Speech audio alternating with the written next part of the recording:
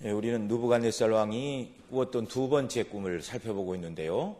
앞 시간에는 그 꿈의 앞부분에 대해서 우리가 살펴봤습니다. 오늘은 그 꿈의 후반부를 살펴보려고 하는데, 느부갓네살 왕이 꿈속에서 큰 나무를 보았습니다. 땅의 중앙에 있었고, 그 다음에 잘 자라 견고하여지고 키가 얼마나 컸던지 하늘에 다 땅끝에서도 보이는 나무다, 이렇게 말하고 있죠. 또한 그 잎사귀는 아름다워서 열매는 많고 만민의 식물이 될 만하고 들짐승이 그 그늘에 있으며 공중 나는 새는 그 가지에 깃들여 혈기 있는 자가 거기서 식물을 얻더라. 참 대단한 나무이죠. 이 나무는 느부갓네살 왕이라고 말씀을 드렸죠. 우리가 읽은 22절에도 보면 왕이여 이 나무는 곧 왕이시라. 이는 왕이 자라서 견고해지고 창대하사 하늘에 닿으시며 권세는 땅끝까지 미치심이니이다. 대단한 나무, 대단한 왕이었습니다. 이 엄청나게 큰 나무로 상징되고 있는 이 느부갓네살, 당시 정말 세계의 패권을 차지한 왕 중의 왕이었고 땅이 중앙과 같았던 바벨론 성에 거하고 있었죠. 천하의 주인입니다. 사람들 사이에서는. 세상 모든 사람은 느부갓네살 왕이 누군가 알고 있었고 그의 심기를 거스릴까 봐 두려워 떨게 되었습니다. 가히 그 권세는 하늘에 닿아 있습니다. 역사 속에서도 이런 대단한 왕을 찾는 것은 그렇게 쉬운 일이 아닙니다. 손꼽아 몇 사람 정도 되겠죠. 자, 그러면 하나님께서 느부갓네살로 하여금 네가 땅의 중앙에 있는 나무인데 크고 견실하고 그 높이가 하늘에 닿아 정말 모든 사람이 그 하늘에 깃들이며 또 두려워하는 나무가 되었다라는 것을 알게 하시는 이유가 무엇이냐? 왜 그런 꿈을 꾸게 하셨느냐는 말이죠. 하나님께서 느부갓네살에게 내가 그토록 위대한 왕이라는 사실을 가르쳐 주시기 위해서 또는 그렇게 큰 나라를 만들고 많은 사람을 거느리는 대단한 왕이 되었다는 것을 칭찬하시기 위해 이런 꿈을 꾸게 하신 것은 아닙니다. 사람들은 느부갓네살이 대단하고 정말 사람으로 태어나 저런 일을 이루고 저런 영광을 차지한다면 참 아무것도 부러울 것도 없고 참 한이 없겠다. 인간적으로는 부러워할 만한 사람들이 있겠죠.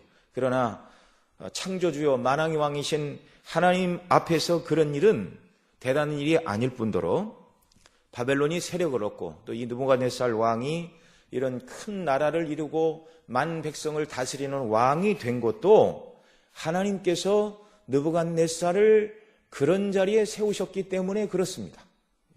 유대인 입장에서는 나라가 망하고 포로로 끌려가는 슬픈 일이 벌어졌지만 하나님께서 능력이 부족해서 그 백성을 보호하실 힘이 부족하거나 사랑이 부족해서 이스라엘이 패망하고 포로로 끌려간 것이 아니라 그들의 죄로 인하여 하나님이 심판을 하시는데 잠깐 바벨론을 통하여 징계하시고 때가 되면 바벨론을 멸망시키고 낮추시고 그 백성을 회복시키시고 돌려보내시는 하나님의 행사는 계속되고 있는 것입니다.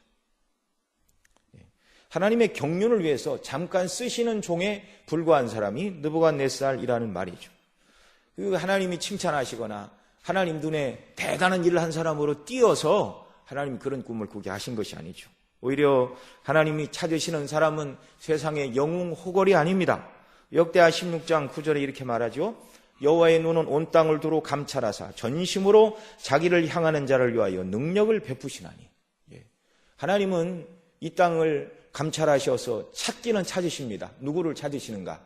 영웅 호걸, 큰 나라를 이루고 대단한 권세를 이룬 능력자를 찾는 것이 아니라 전심으로 자기를 향하는 자를 찾으시고 그런 자들을 기뻐하시고 그런 자들에게 능력을 베푸시는 분이라고 말씀하고 계십니다. 저와 여러분 모두가 이렇게 대단한 느부갓네살 같은 큰 나라를 이루거나 큰 업적을 이룬 영웅 호걸은 아니라 할지라도 하나님께서 찾으시는 전심으로 하나님을 향하는 사람들로 발견되는 귀한 역사가 있기를 바랍니다. 이것이 훨씬 크고 귀중하고 영광스러운 것입니다. 자, 그러면 하나님께서 느부갓네살에게 이 꿈을 꾸게 하신 이유가 뭐죠? 하나님께서 느부갓네살을 땅의 중앙에 큰 나무같이 심으시고 크게 자라 크고 견실하고 높이가 하늘까지 닿게 하는 이런 권세를 주심으로 큰 나라를 이루고 권세를 가지고 백성을 다스리는 자들이 되었습니다. 다 하나님께서 허락하신 일이죠. 그런데 이걸 한 사람 몰랐습니다. 알아야 될 꼭 알아야 될 그 사람이 몰랐습니다. 바로 느부갓네살이죠. 그래서 꿈을 꾸게 하신 것입니다. 하늘에 닿을 정도로 그런 권세를 주신 분은 하나님이신데 느부갓네살은 그런 권세를 자신이 갖다 보니 자기가 사람이 아니요 마치 신인 것처럼 그렇게 생각하는 교만이 그의 마음에 들어온 것이죠. 앞 시간에도 그걸 충분히 말씀을 드렸는데 하나님께서 이미 다니엘 2장에 기록된 대로 첫 번째 꿈을 통하여 네가 앞일에 일어날 일을 대단히 앞으로 일어날 일을 고민하고 그럴 때 하나님 꿈을 꾸게 하셨죠. 자기는 영원한 바벨론의 나라가 계속되기를 바랬지만 하나님께서는 꿈을 통하여 바벨론 다음에 은과 같은 나라, 금 다음에 은과 같은 나라, 그 다음에 동과 같은 나라, 그 다음에 철과 같은 나라가 계속 생겨날 것이다. 네 나라가 영원한 나라가 아니다. 분명히 보여주셨죠. 3장에 기록된 자신이 만든 금신상에 절하라는 명령을 어긴 사드락, 메삭, 아벳느고를 평소보다 7배나 뜨겁게 한 극렬히 타는 풀무 가운데 하나님이 건져내심으로 느부갓네살 너는 신도 아니요 내 나라는 영원한 나라도 아니요 참된 신은 사드락, 메삭, 아벳느고 다니엘이 섬기는 여호와 하나님이요 그분의 나라만 영원한 나라라는 것을 분명히 보여주셨습니다. 그런데 그 꿈을 꾸고 또 그런 체험을 한 다음에 여러 시간이 흐르고 수십 년이 흐르자 나라는 더욱더 강성해지고 땅은 넓어지고 힘이 강해지자 다시금 자신이 마치 신인 것처럼 자신의 힘과 능력으로 모든 것을 이룬 것처럼 생각하는 교만이 머리를 들었다는 것입니다. 이런 느부갓네살에게 하나님께서는 너의 교만 때문에 네가 징계를 당할 것이다. 그러나 징계받고 멸망으로 끝난 것이 아니라 네가 다시 회복되는 일이 있을 것이다. 그래서 네가 하나님 앞에 겸손하게 되는 일이 있을 것이다. 이걸 보여주시는 것이죠.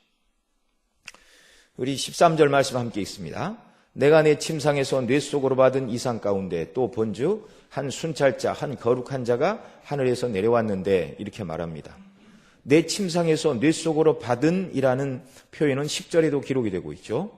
내가 침상에서 나의 뇌 속으로 받은 이상이 이러하니 라고 이제 10절로 12절의 내용은 큰 나무가 있고 그 나무로 말미암아 잎사귀 열매를 먹는 수많은 짐승들 생명 있는 것이 거기서 식물을 얻더라. 이 꿈 자체만 가지고는 전혀 두려워할 만한 내용이 없죠. 그런데 내 침상에서 뇌 속으로 받은 이상 가운데라는 말이 지금 반복되며 이 꿈의 이제 후반부가 진행이 되는데 여기서부터 이제 이 꿈을 통하여 보여주시려는 두려운 앞으로 일어날 일들을 여기 말씀을 이제 해 주시는 것이죠. 예. 자, 본즉 한 순찰자, 거룩한 자가 하늘에서 내려왔다. 순찰자라는 말은 자지 않고 돌아다니면서 사람들이 하는 행동을 주목해 보는 자라는 뜻인데요. 그런데 이 순찰자는 사람이 아닙니다. 거룩한 자가 하늘에서 내려왔다. 이 순찰자는 하나님이 보내신 천사이죠. 여러분, 하나님은 오늘도 인생이 아니시고 영이십니다. 인생은 피곤하면 자야 되지만 하나님은 졸지도 주무시지도 않는 분임을 여러분 믿으시기 바랍니다. 하나님은 어떤 분이신가요? 이렇게 웨스트민스터 신앙고백 제4문에 묻습니다. 대답을 이렇게 합니다. 하나님은 영이십니다. 그분의 권세와 지혜와 권능과 거룩하심과 의로우심과 선하심과 인자하심과 자비하심이 무한하시고 무궁하시며 불변하십니다. 인생이 아니십니다. 하나님은 졸지도 않고 주무시지도 않고 그의 하나님의 영광스러운 성품과 능력은 조금도 변함이 없고 다함이 없고 정말 영원무토록 동일하신 그 하나님께서 역사의 주관자이신데 천사들을 이 땅에 보내서 세상에 일어나는 모든 일들을 하나님의 다 권세와 통치 아래 있다는 것을 저와 여러분은 믿어야 됩니다.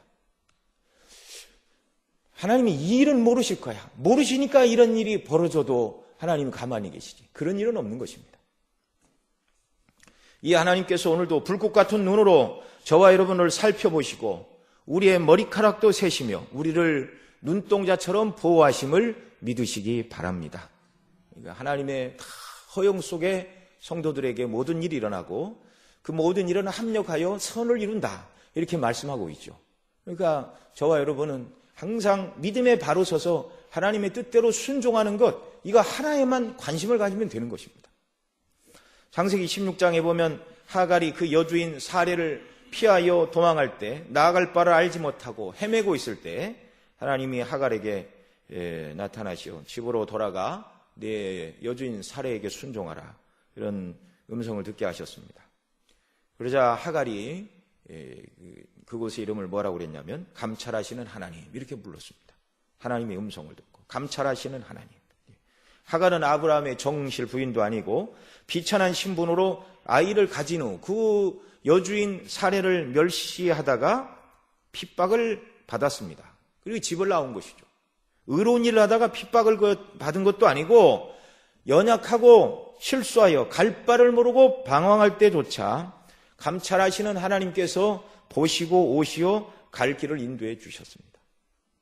저와 여러분 모두는 예수 그리스도의 피로 죄 씻음을 받고 존귀한 하나님의 자녀가 된 자들임을 믿으시기 바랍니다.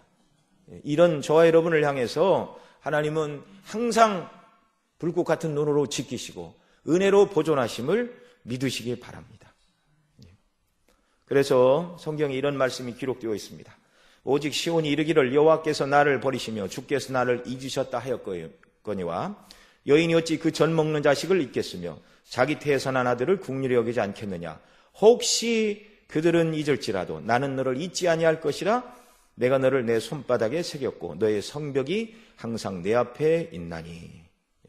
어떤 경우라도 하나님께서 허락하시고 허용하시지 않는 일들은 저와 여러분에게 일어나지 않는다는 것을 믿어야 되고요. 또 우리에게 일어나는 모든 일들도 하나님께서 다 지켜보신다는 사실을 믿어야 됩니다. 사드락 메삭 아벳노고가 풀무불에 빠져드는 것을 하나님은 보고 계셨고 순교로 영광 돌리는 것이 더 합당하다면 그렇게 하셨겠지만 그들을 구원해 내셨죠. 다니엘이 사자굴에 들어가는 것도 하나님은 보고 계셨고 또 그도 구원해 내셨습니다. 하나님의 이 보호와 인도하심을 확신하고 우리가 해야 될 일은 온전히 받은 구원의 은혜에 감사하고 정말 하나님이 기뻐하시는 뜻대로 말씀대로 순종하고 있는가, 정말 날마다 이걸 우리가 점검해야 하는 것이죠. 14절을 보면 그가 소리질러 외쳐 이처럼 이르기를, 이렇게 말하고 있는데, 자, 누가 외치고 있는가? 순찰자 하나님의 천사가 외치고 있습니다. 누구에게 외치고 있는가요?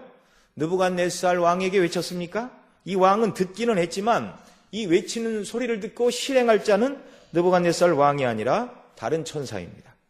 17절에 보면 순찰자들이라는 말이 나오는데 한 천사가 외치고 다른 천사들이 들었다는 말이죠. 자, 외치는 내용이 무엇인가? 그 나무를 베고, 이렇게 말하고 있습니다. 그 나무를 베고, 이것은 느부갓네살이 그 지위를 잃을 것을 말씀하는 것이죠.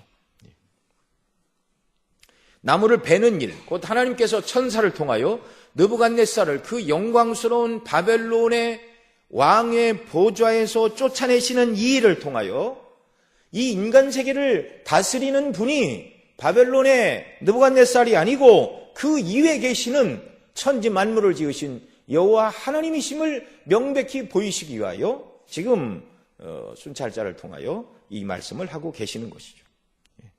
그리고 계속 말씀합니다. 그 나무를 베고 그 가지를 찢고 그 잎사귀를 떨고 그 열매를 해치고 짐승들로 그 아래서 떠나게 하고 새들을 그 아래서 쫓아내라. 땅의 끝에서도 볼 수 있는 거대한 나무가 베어집니다. 무수한 가지가 찍히고 잎사귀가 떨어지고 열매는 해치고 짐승들은 떠나고 새들은 쫓아내라. 이것은 느부갓네살이 왕의 권좌에서 쫓겨날 뿐만 아니라 신하와 백성들이 더 이상 그를 의지하지 않고 그의 보호 아래 거하지 않게 될 것. 왕이 그들에게서 떠나고 모든 사람들이 정말 왕을 더 이상 우러러보지 않는 때가 온다는 말이죠. 15절에 뭐라고 그럽니까? 그러나 그 뿌리에 그루터기를 땅에 남겨두고 철과 노줄을 동이고 그것으로 들 청쪽 가운데 있게 하라. 그것이 하늘 이슬에 젖고 땅의 풀 가운데 짐승으로 더불어 그 분량을 같이 하리라. 나무가 베어졌지만 그루터기는 남겨두라고 하십니다. 그 그루터기는 새싹이 나올 수 있는 통로이죠. 생명이 완전히 끊어지지 않고 보전함을 받고 있습니다. 자, 이렇게 남겨두는 이유가 무엇이죠? 26절에 보면 또 그들이 그 나무 뿌리와 그루터기를 남겨두라 하였은즉, 이거 해석이죠. 하나님이 다스리시는 줄을 왕이 깨닫는 후에 왕의 나라가 견고하여지리다. 다시금 하나님이 다스리시는 줄을 깨닫게 된다면 왕이 권좌에서 쫓겨났다가 회복되는 일이 있을 것임을 보여주고 계시는 것이죠. 또 15절에 보면 철과 노줄로 동이라 이렇게 말하고 있는데요. 이 동이라는 말을 두 가지로 해석을 할 수 있습니다. 첫째는 느부갓네살 왕이 정신이 온전하지 못하게 될 것인데 정신이 온전하지 못한 사람이 다치지 않도록 그를 묶어 놓는다는 말일 수도 있고요. 또는 철과 노줄로 동이라 그 말을 철과 노줄로 그 그루터기를 이렇게 뺑 둘러 울타리를 치라, 두르라 그런 말로도 해석을 할 수가 있습니다. 그러니까 둘 다 어쨌든 그루터기를 보호하는 것이죠. 이렇게 묶어둠으로 활동을 해서 다치지 않도록 한다는 의미기도 있고 이 그루터기 밖에 울타리를 침으로 말미암아 이런 짐승들이나 악한 것들이 와서 상하지 못하도록 보호해 준다는 그런 의미입니다. 그러니까 왕이 비록 정신 이상이 올 것이지만 다시 회복될 것이기에 짐승이 해하지 못하도록 어떤 해함이나 상함을 당하지 않도록 하나님께서 지키시고 보호하신다는 것입니다. 그리고 또 15절에서 말하죠. 그것들로 들 청초 가운데 있게 하라. 들의 푸른 풀 가운데 있게 하라. 이 왕이 정신이 나가서 자기의 집이나 화려한 왕궁에 거하는 것이 아니라 들의 풀 가운데 풀을 먹고 사는 소처럼 이런 가련한 짐승들처럼 이렇게 되고 마는 것이죠. 그리고 또 말하죠. 15절에서 땅의 풀 가운데서 짐승으로도 더불어 그 분량을 같이 하리라. 이 분량을 같이 한다 그 말은요. 짐승과 더불어 풀을 함께 먹을 것이다. 그런 뜻입니다. 산의 진미를 먹던 존귀한 왕이었는데 짐승처럼 풀을 먹습니다. 하나님께서 낮추시면 인간은 한순간에 낮아지는 거죠. 16절에서는 이런 외적인 행동이 변할 수밖에 없는 내적인 변화를 말씀하고 있는데요. 16절 같이 읽습니다. 또 그 마음은 변하여 인생의 마음 같지 아니하고 짐승의 마음을 받아 7대를 지나리라. 왕이 자신을 이해하되 사람이 아닌 짐승으로 자신을 이해하게 된다는 것이죠. 그 마음이 변하여 인생의 마음 같지 아니하고 짐승의 마음을 받아. 자기가 사람이 아니라 짐승이라는 생각을 하지 않는다면 어떻게 집과 왕궁을 나가 풀 가운데 거하여 하늘 이슬에 젖고 짐승으로 더불어 풀을 먹고 그럴 수가 있습니까? 불가능한 일이죠. 왕이 자신을 짐승으로 생각하는 그런 정신 이상의 병에 걸릴 것을 여기 말씀하고 있습니다. 32절에는 소처럼 풀을 먹을 것이오라고 하나님께서 말씀하셨는데 느부갓네살은 이 짐승 중에 자신을 소라고 생각을 했던 것이죠. 이런 상태로 7대, 이 병의 상태를 생각할 때 일반적으로 이 7대를 7년이라고 이렇게 해석을 하는데요. 하나님께서 정하시는 그때가 되기까지 풀을 먹고 하늘 이슬에 젖고 머리는 독수리의 털 같고 이 손과 발톱은 이런 정말 짐승의 발톱처럼 변하게 되는 아주 비천한 상태로 7대를 지나야 했습니다. 무엇을 보여주시죠? 대단한 권세를 지는 대제국의 왕이라 할지라도 하나님께서 낮추시면 한없이 낮아지는 것이 인생이라는 사실입니다. 인생이라는 사실입니다. 한 사람 느부갓네살의 예를 통하여 정말 사람이 그리스도 안에서 구원함을 입고 존귀함 가운데 정말 하나님을 잘 섬기다가 하나님 나라에 들어가는 것은 하나님이 베푸신 긍휼이요 은혜라는 사실을 저와 여러분이 기억하시기 바랍니다. 남들도 다 그런데요. 그렇지 않습니다. 하나님이 은혜 주셔서 그런 것입니다. 각 사람 모두에게 이런 은혜를 주신 것이죠. 하나님께서 높여주실 때 한없이 교만했던 그가 그 교만의 대가를 톡톡히 치를 것이라는 경고이죠. 하나님은 어떤 경우에도 만홀히 여김을 받지 않으십니다. 갈라디아 6장 7절의 말씀처럼 스스로 속이지 말라. 하나님은 만홀히 여김을 받지 아니하시나니 사람이 무엇으로 심든지 그대로 거두리라 하셨는데요. 이 느부갓네살이 하나님이 높여주실 때 겸손하고 하나님의 영광을 높이지 않고 한없이 교만해지니 하나님이 그를 낮추사 땅의 짐승과 같은 수준으로 떨어지게 하신 것입니다. 17절 말씀 또 같이 읽습니다. 이는 순찰자들의 명령대로 거룩한 자들의 말대로니 곧 인생으로 지극히 높으신 자가 인간 나라를 다스리시며 자기 뜻대로 그것을 누구에게 주시며 또 지극히 천한 자로 그 위에 세우시는 줄을 알게 하려 함이니라 하였느니라. 아멘. 자, 이 일을 통하여 목적하신 바, 왜 느부갓네살을 큰 나무가 베어지는 일, 느부갓네살을 왕위에서 쫓아내시고 짐승처럼 7대를 풀을 먹게 하시는가, 그것이 바로 그 목적이 17절에 우리가 읽은 대로 기록이 되고 있죠. 인생으로 곧 느부갓네살과 당시 모든 사람들에게 지극히 높으신 자, 이것은 여호와 하나님을 말하는 것인데요. 여기 이방인들이 하나님을 표현을, 우리는 믿는 유대인들은 여호와 하나님, 우리 조상의 하나님 이렇게 말하죠. 그러나 이 다니엘서는 에는 이제 다니엘이 기록했지만 이방인들이 이해할 때 하나님은 지극히 높으신 분으로 그렇게 이해를 하고 있죠. 자기들 위에 만왕의 왕이신 분. 이 지극히 높으신 천지 만물의 창조주요 섭리요자요 통치자이신 하나님께서 인간 나라를 다스리신다는 것을 보여주시려 하기 때문이라는 것이죠. 느부갓네살이 대단해서 이런 왕이 된 것이 아니라 하나님께서 그를 이렇게 사용하신 것이죠. 하나님이 한 번 치시면 마음이 짐승으로 변하고 하늘이 이슬에 젖고 풀을 먹는 짐승처럼 사는 것이 인생이라는 말이죠.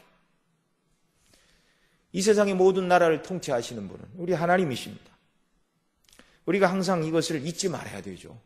그래서 하나님을 경외하고 정말 이 나라도 하나님이 지키신다는 확신 가운데 우리가 살아야 되고 하나님의 긍휼과 도우심을 구해야 되고 성도 개개인은 하나님께서 명하신 뜻대로 순종하며 사는 것, 이것이 이 세상 만물을 통치하시는 하나님 앞에서 성도들이 가져야 되는 마땅한 믿음의 자세인 것입니다. 그래야 하나님의 말씀대로 순종하는 자들은 세상적으로 잘 된다 하여 교만할 것도 없고 말씀대로 순종했는데 세상적으로 어려움을 겪는다 해도 낙심할 것도 없습니다. 고린도후서 1장 20절에 하나님의 약속은 얼마든지 그리스도 안에서 이해가 되니 그런지 그로 말미암아 우리가 아멘하여 하나님께 영광을 돌리게 되느니라, 이렇게 말씀하고 있는데요. 저와 여러분의 관심은 하나님의 모든 약속의 말씀에 예, 아멘하노라고 대답하고 순종하여 하나님께 영광을 돌리는 삶, 이게 천지 만물을 통치하시고 그리스도 안에서 구원하시는 하나님의 주권과 통치를 믿는 성도들이 마땅히 가져야 되는 믿음의 자세라는 것입니다. 자, 또 왜 하나님께서 이 느부갓네살을 낮추시는가? 자기 뜻대로 그것을 누구에게 주시며, 이렇게 말씀하고 있습니다. 하나님께서 허락하시면 누구에게 주시며, 그 왕이 대단해서 그런 권세를 취한 것이 아니라 하나님이 뜻대로 그를 택해서 주셨을 뿐이다, 그 말이죠. 그 다음에 또 17절 하반절에 지극히 천한 자로 그 위에 세우시는 줄을 알게 하려 함이니라, 이렇게 말씀합니다. 정말 하나님은 낮은 자를 들어서 원하시는 일을 얼마든지 하실 수 있습니다. 포로의 신분으로 끌려간 다니엘은 이 느부갓네살 왕 다음의 자리까지 하나님이 높여주셨습니다. 누가 유대인 포로가 그렇게 존귀한 자리까지 올라갈 것이라 생각이나 했겠습니까? 하나님이 원하시면 이런 일이 일어나는 것이죠. 만일 하나님의 거룩한 뜻이 다니엘이 총리가 아니라 그곳에서 나라를 얻게 하시는 것이었다면 그런 일도 얼마든지 가능한 것이죠. 어쨌든 느부갓네살 왕은 짐승과 같은 상태로 7대를 지냈습니다. 그리고 하나님께서 그를 회복시켜 주셨죠. 비천한 짐승과 같은 자리에서 7대를 지내던 그 사람, 하나님께서 우리가 살펴본 대로 구루터기를 철과 노줄로 동이라 이렇게 묶어 보호해 주시지 않았다면 짐승과 같은 상태로 7대를 지내다가 동물에게 해함을 먹었든지 또 독초가 먹을 만한 풀인 줄 알고 잘못 먹고 얼마든지 죽을 수도 있는 것이죠. 하나님이 보호하시지 않으면 이 왕이 이런 나라를 세우려고 얼마나 많은 피를 흘렸겠습니까? 원한을 진 사람이 찾아와서 얼마든지 암살할 수도 있고요. 죽을 수 있는 환경은 너무나 많은 것이죠. 그러나 하나님께서 순찰자들을 통하여 7대를 보호하게 하시고 짐승과 같은 상태로 비천한 상태로 낮아지고 또 낮아진 이 사람. 소인 줄 알고 풀을 뜯어먹고 몸이 하늘 이슬에 젖고 머리털이 독수리 털 같고 손톱은 새 발톱과 같았던 모양으로 7대를 지낸 인간적으로 보면 더 이상 소망이 없는 상태입니다. 그런 비천한 자라도 하나님이 원하시기만 하면 다시 가장 강력한 나라의 왕으로 하나님이 세우시는 분임을 보여주신다는 말이죠. 하나님께서 느부갓네살에게 꾸게 하신 이 꿈대로 역사적으로 이 모든 일들이 다 이루어졌습니다. 경고를 받았지만 이 느부갓네살 왕은 다니엘을 통하여 받은 이 뒷부분에 나오지만 그 경고를 받고 자기 마음을 지키지 못하고 이 꿈대로 모든 것이 다 이루어졌습니다. 인생은 하나님 앞에서 겸손해야 되죠. 겸손하게 하나님께 영광을 돌리고 그 말씀을 의지할 때 사람 자체는 부족하고 연약하지만 하나님께서 은혜 베풀어 주시면 부족한 저와 여러분을 통하여서도 하나님이 영광을 받으시고 하나님이 기뻐하시는 일들을 감당하게 하시는 줄로 믿습니다. 그러니까 우리가 항상 하나님 앞에 겸손하고 은혜만 높여야죠. 그러니까 누가 항상 우리 자신에게 축하할 일이 있을 때도 또 축하합니다. 잘 됐습니다. 참 어떻게 참 대단한 일을 이루셨네요. 그럴 때마다 참 내가 대단해서 그런 사람이 되었지라는 마음이 솟아난다면 안 되겠죠. 어떤 형편과 처지에서도 하나님의 은혜요 긍휼입니다. 이걸 우리가 날마다 마음에 새기고 살아야 됩니다. 자, 이제 18절에서는 느부갓네살 왕이 자신이 꾼 꿈의 내용을 다 말한 다음에 꿈의 해석을 요청하고 있죠. 나 느부갓네살 왕이 이 꿈을 꾸었으니 너 벨드사살아 그 해석을 밝히 말하라. 내 나라 박사가 능히 그 해석을 내게 알게 하지 못하였으나 오직 너는 능히 하리니 이는 거룩한 신들의 영이 내게 있음이니라. 이렇게 말하고 있습니다. 자, 이 꿈을 요청하는 이유가 무엇이죠? 이는 거룩한 신들의 영이 내 안에 있음이니라. 오늘 얘기하면 성령 충만한 사람이었습니다. 저와 여러분이 세상 사람들에게 정말 이렇게 느부갓네살 왕이 다니엘에게 도움을 청했던 것처럼 세상 사람들이 저와 여러분에게 도움을 청하고 기대하는 바가 어떨 때인가? 성령 충만하여 그리스도의 복음의 영광으로 충만하고 그 은혜 때문에 하나님의 사랑을 보답하기 위하여 정말 사랑 가운데서 성령의 인도하심을 따라 살아갈 때 세상에 믿지 않는 사람들의 눈에도 저와 여러분이 성령 충만한 하나님의 사람으로 눈에 띄고 그런 저와 여러분에게 도움을 청하고 영적인 문제에 관심을 갖고 또 이런 성도들을 통해서 저희들이 하나님께로 나아가는 통로가 되는 줄로 믿습니다. 이런 은혜를 또 우리가 구해야 될 줄로 믿습니다. 자, 이 이야기를 듣고 벨드사살, 그 다니엘이 이제 해석하는 내용이 나오는데요. 19절 보면 벨드사살이라 이름한 다니엘이 얼마 동안 놀라 벙벙하며 마음이 번민하며 하는지라. 이게 좋은 꿈이 아니라는 것을 이제 하나님이 알게 해주셨죠. 왕위에서 쫓겨나고 큰 고난을 겪게 된다는 것을 알게 되었습니다. 그래서 벙벙하여 번민하고 뭐라고 말을 못하자 왕이 그에게 말하여 이르기를 벨드사살아 너는 이 꿈과 그 해석을 인하여 번민할 것이 아니니라. 있는 대로 말하라 그 말이죠. 벨드사살이 대답하여 가로되 내 주여 그 꿈은 왕을 미워하는 자에게 응하기를 원하며 그 해석은 왕의 대적에게 응하기를 원하나이다. 왕과 상관없다 그렇게 말하지 않고 간곡하게 돌려서 말하고 있죠. 좋지 않은 꿈입니다. 이런 일들이 왕에게 일어나지 않기를 바랍니다. 겸손하게 그러나 분명하게 꿈을 이제 해석하는 내용이죠. 그리고 20절부터 왕이 보신 그 나무가 자라서 견고하여지고 하늘에 닿았으니 땅 끝에서도 보이겠고 22절에 이 나무는 곧 왕이시라. 그러면서 이제 26절까지 이 꿈에 대한 해석이 계속되고 있는데 말씀드린 바대로입니다. 자, 그리고 이 꿈을 해석하고 난 다음에 이제 다니엘이 27절에 보면 이렇게 한 가지 부탁을 하고 있죠. 우리 27절 같이 읽습니다. 그런즉 왕이여 나의 가난한 것을 받으소서. 공의를 행함으로 죄를 속하고 가난한 자를 긍휼히 여김으로 죄악을 속하소서. 그리하시면 왕의 평안함이 혹시 장구하리이다 하였느니라. 아멘.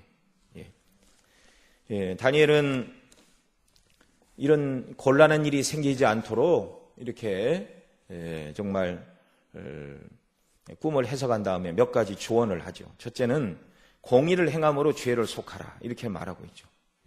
얼마나 많은 피를 흘리고 세워진 나라입니까? 이제는 하나님이 보실 때 의로운 일을 해라 이렇게 말하고 있습니다. 두 번째로는 가난한 자를 긍휼히 여김으로 죄악을 속하라 이렇게 말하고 있죠. 정말 피도 눈물도 없는 사람이었죠. 툭하면 몸을 쪼개고 집을 걸음토로 삼는다 이런 말을 하는 강력한 권세를 가지고 있는데 그렇게 힘으로 통치하지 말고 가난한 자들을 긍휼히 여기고 힘없고 굶주리고 가난한 사람들을 긍휼히 여겨 그들에게 먹을 것을 주고 자비를 베풀어 죄악을 사하라 이렇게 말하고 있죠. 그리고 그리하시면 왕의 평안함이 그냥 장구하리이다 이렇게 말하지 않고 혹시라고 말하고 있습니다.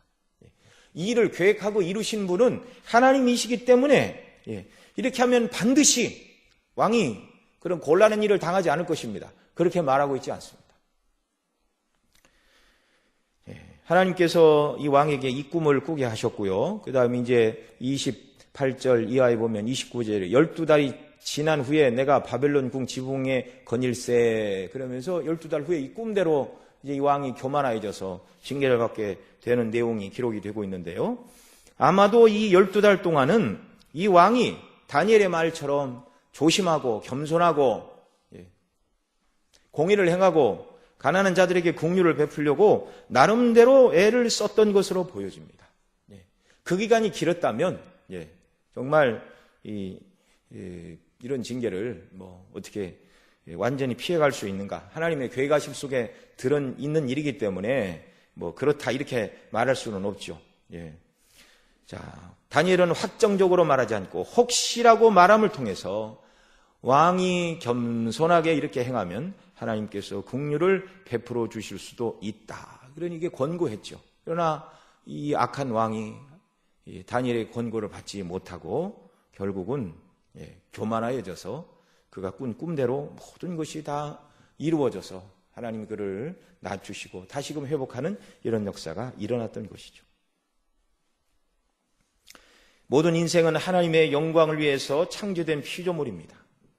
감히 피조물이 하나님께서 주신 복과 은혜를 가지고 마치 하나님이 주시지 않고 내 힘으로 모든 것을 이루었다라고 생각하고 말하는 것은 심히 어리석고 죄악된 생각입니다. 겸손해야 되죠. 우리가 받은 모든 건강, 지혜, 생명, 능력, 은사, 부모로부터 물려받은 좋은 것들 다 하나님이 주신 것임을 믿으시기 바랍니다. 무엇보다 저와 여러분은 영원전에 택하심을 받았고 예수님의 피로 죄 씻음을 받았고 성령님의 역사로 예수님 믿고 하나님의 자녀가 되는 놀라운 은혜를 입었습니다. 그러니 더더욱 감사하고 우리의 의를 근거로 구원해 주신 것이 아니라 그리스도께서 이루신 하나님이 예비하신 의로 우리를 구원해 주셨으니 더 겸손하고 감사해야 되는 것이죠. 성경에서 겸손을 말할 때 정말 예수님을 빼놓고 말할 수가 없습니다. 우리 예수님은 하나님의 아들이시오. 하나님의 본체의 형상이시죠. 하나님 아버지와 더불어 성령님과 더불어 천지 만물을 창조하신 창조의 주님이십니다. 그분이 우리를 죄에서 구원하시기 위하여 하나님과 동등됨을 취할 것으로 여기지 않고 오히려 자기를 비워 종의 형체를 가져 사람과 같이 되었다. 사람의 모양으로 이 땅에 오시었습니다. 창조주가 피조물이 되어 이 땅에 오셔서 율법을 제정하여 주신 그분이 율법대로 순종하시고 여자에게 나시어 율법 아래 자신을 이렇게 가두시고 온전히 복종하시고 끝내는 죽기까지 십자가에서 피 흘려 대속의 피로 저와 여러분을 위하여 죽기까지 복종하셨습니다. 이 예수님 믿고 구원받은 하나님의 사람들은 겸손하시고 온유하신 예수님을 닮아야 되죠. 그리스도인들은 주님의 성품, 주님의 행하신 일 몇 가지를 따라하는 사람이 아니라 예수님을 닮은 사람으로 본질적으로 새롭게 만들어진 피조물들이죠. 그러므로 저와 여러분은 겸손하신 예수님 닮아서 하나님의 사랑과 그리스도의 은혜를 높이고 찬양하며 성령을 의지하여 주시는 힘과 능력으로 정말 우리 예수님께서 겸손하게 아버지 하나님의 주권에, 아버지 하나님의 뜻에 자신을 순종하시고 일치시키시고 아버지의 뜻을 이루는 것을 나의 양식으로 생각하신 분이 우리 주님이셨죠. 그래서 성경은 예수님을 아멘이시오 충성된 증인이라고 말하고 있습니다. 가장 충성된 분, 예수님 닮아서 겸손하게 하나님의 뜻에 순종하며 마음과 뜻과 정성을 다해 거룩하신 주의 뜻을 분별하고 그 뜻대로 순종하여 하나님의 기쁨이 되시고 하나님이 찾으시는 사람들로 저와 여러분 모두가 발견되는 이런 복된 사람들 되시기를 주님의 이름으로 축복합니다. 기도하시겠습니다. 아버지 하나님, 하나님의 영광스러운 성품과 권세와 능력과 자비로우신, 은혜로우신 그 풍성한 국률의 풍성하심을 온전히 더 깨닫고 하나님 앞에 겸손하고 감사하고 받은 바 구원을 인하여 주의 영광을 높이는 저희들 더욱 되게 하여 주시기를 원합니다. 이 순례길을 살아가는 동안 구원받은 것보다 더 기쁜 일이 없고 정말 우리 예수님처럼 하나님의 뜻을 위하여 자기의 모든 것을 다 드려 순종하고 충성하는 것보다 더 귀하고 복된 일이 없는 줄 믿습니다. 정말 하나님 뜻과 상관없는 나의 목표와 나의 계획, 나의 영광을 추구하는 자들이 아니라 겸손히 주의 말씀에 순종하는 저희들로 견고히 서도록 은혜를 베푸시고 함께하여 주옵소서. 우리 구주 예수님의 이름으로 기도